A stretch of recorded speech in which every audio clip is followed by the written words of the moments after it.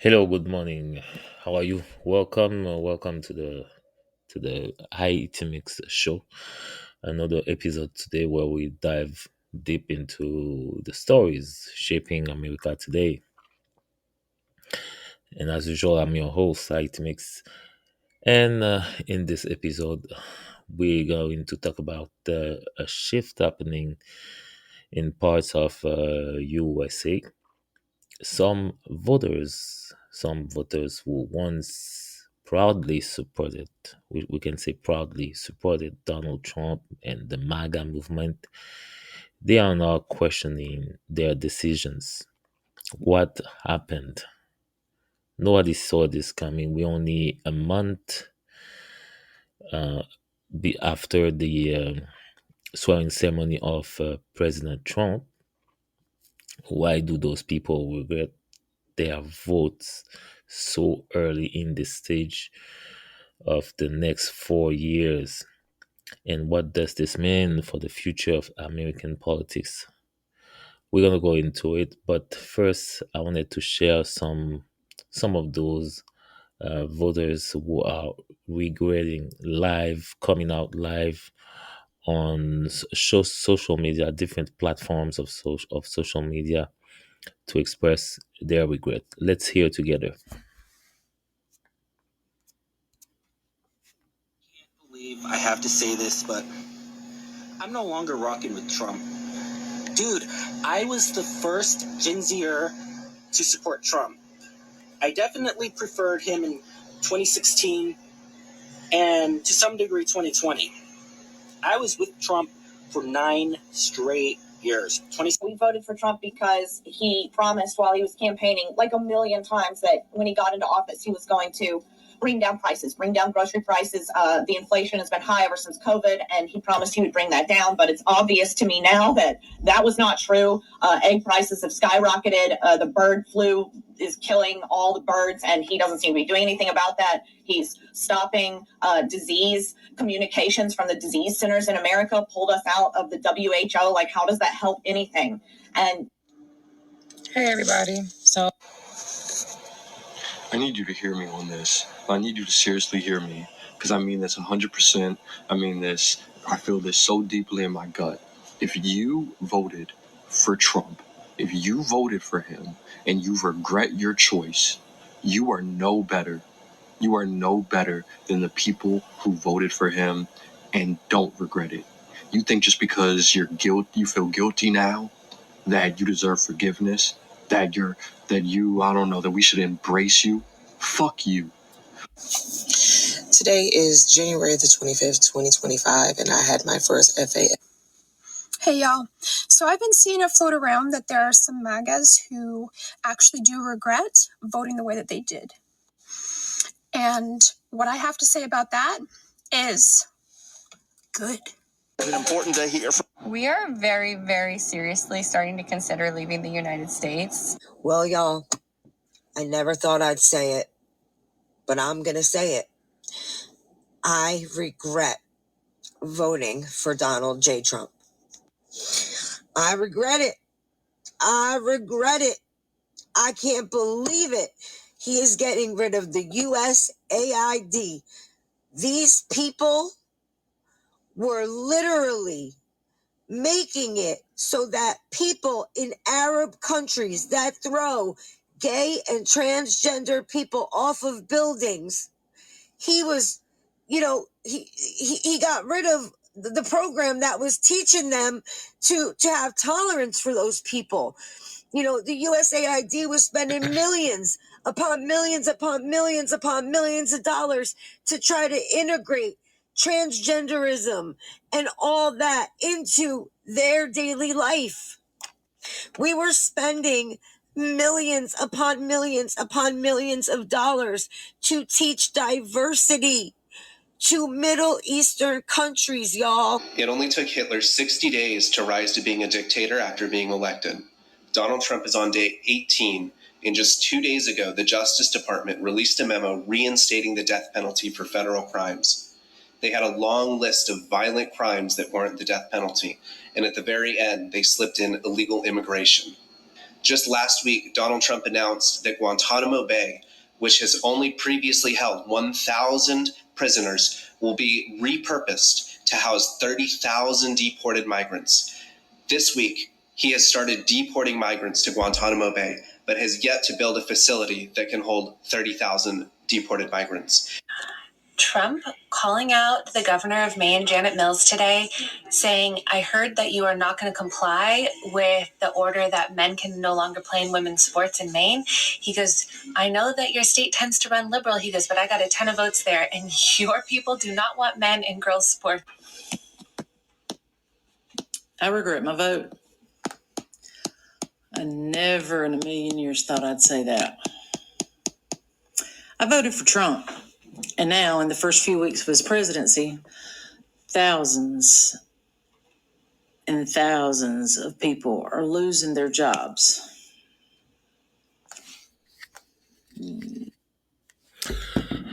As you can see, thousands and thousands of people are losing their job. This is the most trend that is recurring right now between those people who are expressing themselves or coming out to express themselves about regretting voting for the president, for President Trump. As you know, in the last election, millions of Americans they cast a ballot for Trump. Even in 2016 it was the same case. 2020 was the same case. And this year, last year, 2024, same thing happened. A lot of people voted for him. More people voted for Donald Trump than in 2020 and then in 2026. So the number were constantly rising. The numbers of people who voted for him was constantly rising. And I don't know if that is why he felt so legitimate to take on his side a man like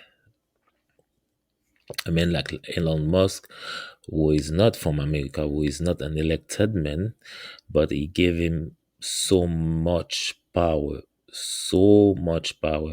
that Elon Musk can go and cut as people to send them to justify their job.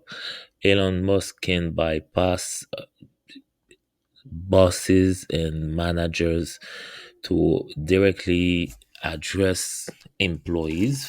We're talking about federal employees, something that never happened before in America.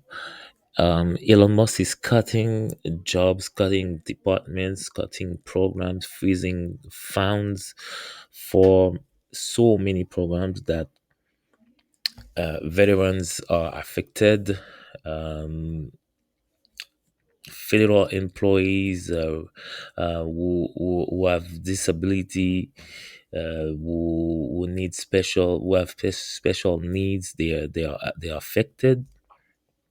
So it's a total chaos. But because government, if you are a government, you don't go and cut job like he said, like Elon Musk said, I have a chance, so this is a chance for bureaucracy, something like that, he said. But when you're government, you don't go and slash people's life like this. Those are real people within it. Those are mortgages. Those are people struggling with their marriage, and then people who have problems and will probably lose their job, their house, and their marriage, their family will be broken because of this.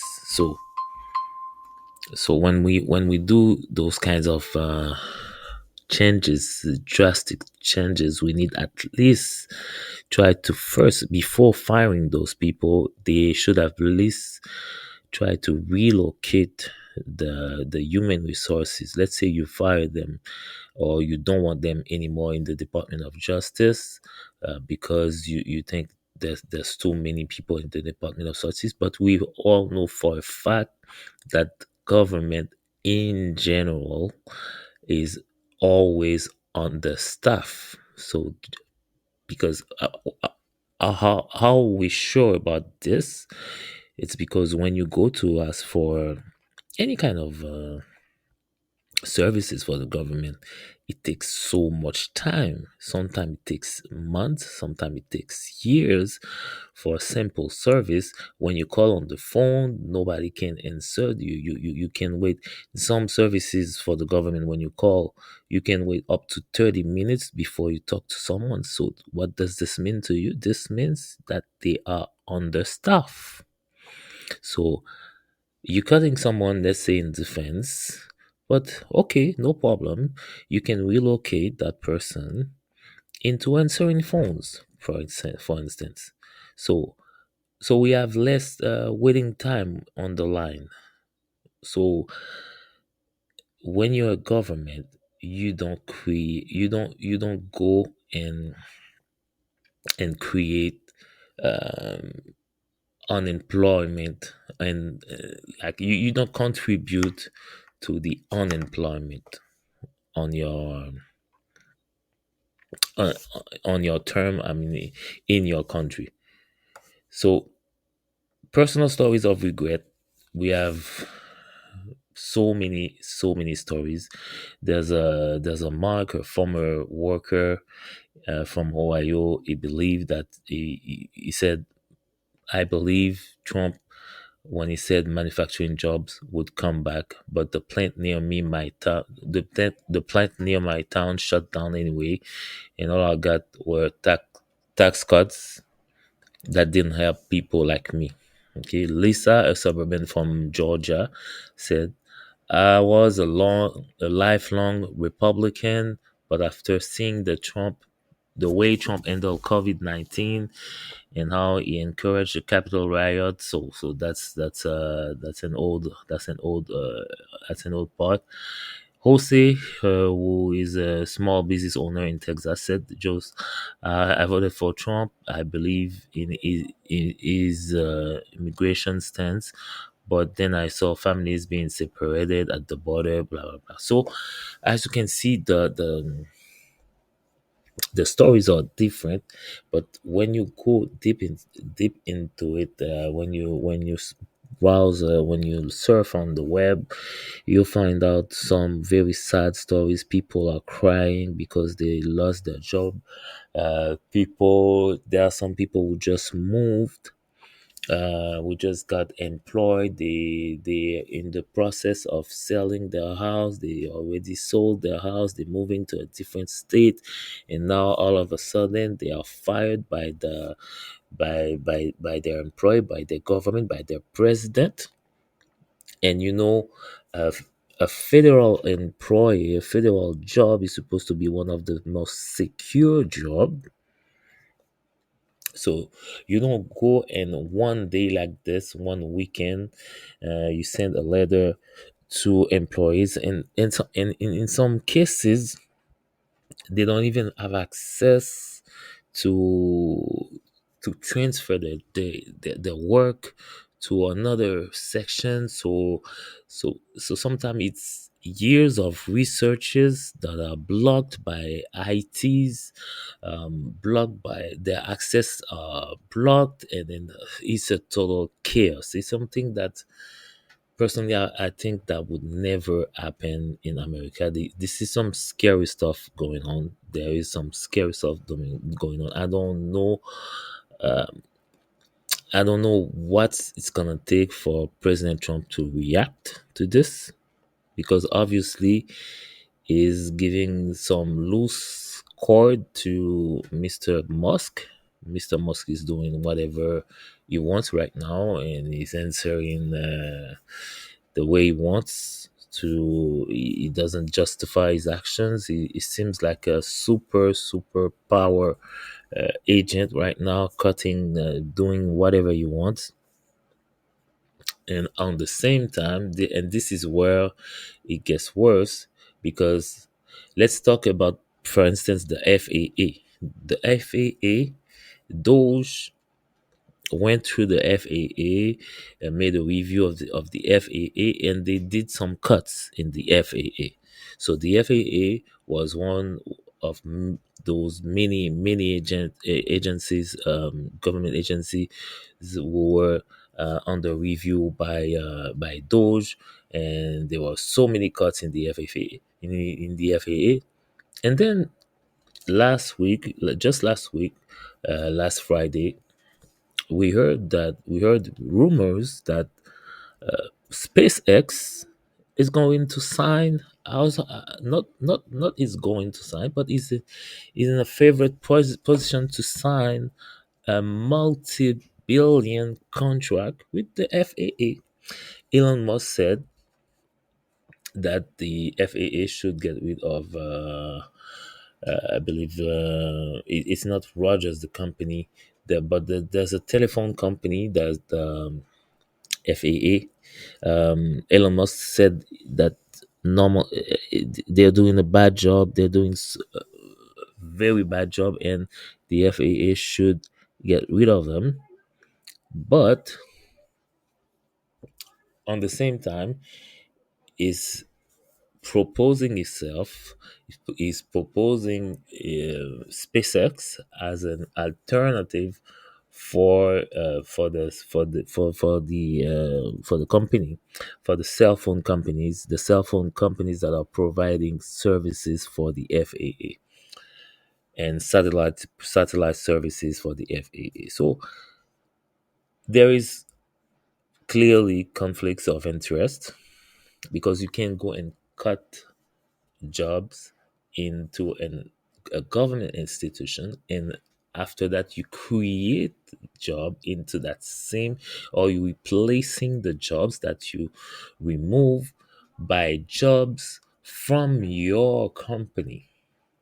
So if this is not conflict of interest, there's something is going on.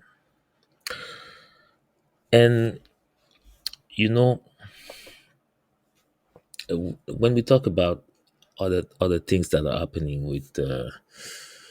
with Russia, with Ukraine, with Canada, and let's as you can notice, nothing is going on with the Panama, with the Canal of Panama.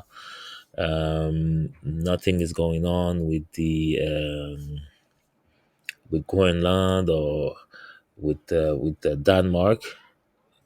Trump is focused on Canada now, Mexico, who are his natural allies, natural partners, natural commercial partners. So Canada is being penalized because the Panama Canal will not, in a short term, be returning under U.S. supervisions. We heard it once, but since the swearing ceremony, we I mean, after the swearing ceremony, we President Trump talked about annexing the Canada, or the Canal of Panama, or regaining the sovereignty over the Canal of Panama. He talked about it like a few days, but never talked about it again. And now his focus is on Canada. He threatened Canada again to impose his tariffs over Canada, and Canada responded by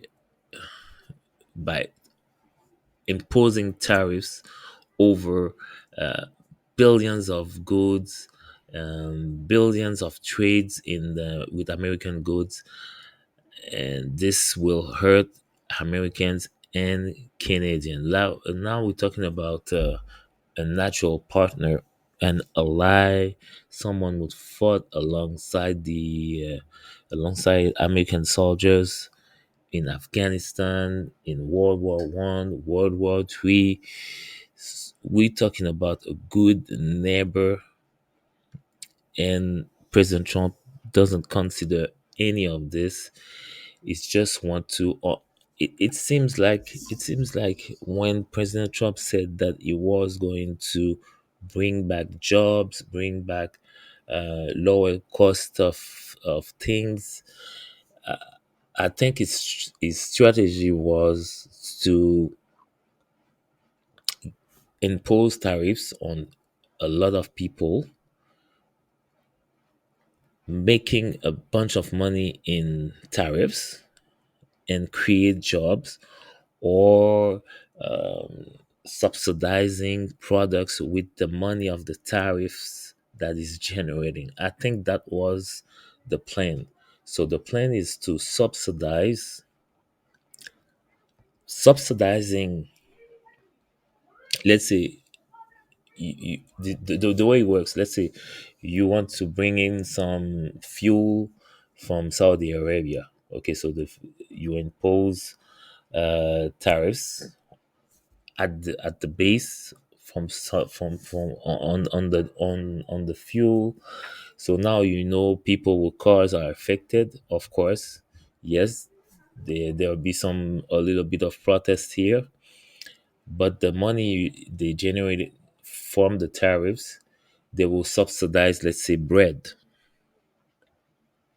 Okay, and then they'll go ahead and do the same principle to other goods they are imposing tariffs to. So that was the plan. The plan was to impose tariffs on some very important imports, in order to subsidize other ones, the ones that are really essentials. So in the next month, we would have seen essential products lower a little bit, but essentially it's not, we're not going to say it's a scam, but the base has no foundations. As soon as those people who are getting tariff, we are seeing tariff imposing, and we have seen tariffs imposed to their products. As soon as they start to realize that they can trade together instead of trading with someone who is imposing too much tariffs, then the game is over. They will simply trade within them, and then the United States will be left alone. It's a simple math in trades. So it's not, President Trump tend to understand that if you don't do business with the United States, then you're finished. That's not true. That's not true. There are some very important markets like Europe, South America, Canada, Mexico. There is South Asia, and don't forget the biggest one of the biggest, Africa. So some scary time, I can say, after a month. We've seen a lot, we've heard a lot. There are some scary tweets that I've read. I prefer not to comment for now, but President Trump will have to make a decision with Elon Musk. I think Elon Musk is doing too much. I think Elon Musk is ruining the election. I think Elon Musk is pushing people away from the Republican Party and from President Trump. It's either President Trump talks to him and talk him reason, bring some water to his wine, or he's gonna lose the power. Because sincerely, I don't see President Trump doing 5 years at this rhythm. It's impossible. You don't have to be an expert in politics to know that people will protest, and eventually there'll be riots. See you next time.